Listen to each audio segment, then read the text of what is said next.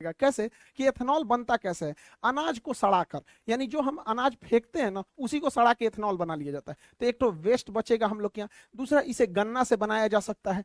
चावल जो टूट जाता है बाजार में सस्ते दाम पर बिक जाता है, किसान का चावल टूट गया तो उसको खुद ही बन जाता है, तो उसी चावल को सड़ा के ये एथेनॉल बना लेता है। मक्का, मक्का जो है इसका कोई भाव नहीं मिलता है, 6 रुपए किलो किसान का मक्का सरकार को किसान बेचने के लिए मजबूर होता है, 6 रुपए किलो। अब उसको ना छुपाया कैसे जाता है, किसानों को बेवकूफ कैसे बनाया जाता है, तो सरकार कहती है हम 6 रुपया नहीं ना खरीद रहे हैं, हम 600 रुपया प्रति 100 केजी यानी प्रति क्विंटल खरीद रहे हैं। अजब हाल है भैया, तो 1 रुपया 6 रुपया ना किलो पड़ा, तो किसान को 100 रुपया का भाव कौन सी बताता है, 1 किलो का बताओ ना, आम आदमी को भी समझ में आता कि तब ना लोग सवाल उठाएंगे कि किसानों का इतना दुर्दशा क्यों है। आप सोचिए, आप एक ठो मक्का खरीदिएगा ना, एक ठो ठेला पे से, तो 5 रुपया 10 रुपया का मिलेगा, और किसान से 1 किलो खरीद लिया जाता है, और बेचारा उसको कितना दिया, 6 रुपया किलो, मजबूर है। लेकिन जब इस मक्के का उपयोग किया जाएगा एथेनॉल बनाने में, तो किसान भी अपना बढ़िया दाम में बेचेगा यहाँ पर, क्योंकि इसका प्रोडक्शन होने लगेगा।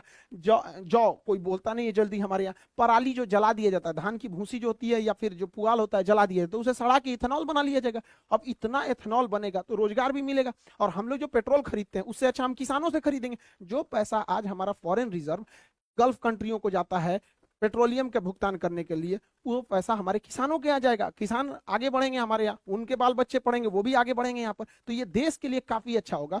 इसलिए भारत सरकार को इस पर बहुत ज्यादा मतलब प्राइम फोकस करके रखा हुआ है भारत सरकार। लेकिन एक बार जरा अपने दिमाग से सोचिए, ये चीज तो पूरी दुनिया में सक्सेस है और भारत में भी सक्सेस होगी, तो धीरे धीरे गन्ना शिफ्ट हो जाएगा किधर, एथेनॉल प्लांट में। और जैसे गन्ना ज्यादा एथेनॉल प्लांट में शिफ्ट होगा, चीनी का प्रोडक्शन घटेगा, उसका प्राइस बढ़ जाएगा। तो भारत सरकार को एथेनॉल और चीनी दोनों को बैलेंस करके रखना है। इसलिए भारत सरकार ने चीनी के निर्यात पर बैन लगा दिया, कहा कि हम चीनी बेचेंगे ही नहीं, क्योंकि फिलहाल जो चीनी है उसी को हम लोग स्टॉक करके रखेंगे, ताकि हम जो आने वाले सीजन में जो गन्ना निकलेगा उसमें ज्यादातर गन्ने को एथेनॉल प्लांट में भेजा जाएगा।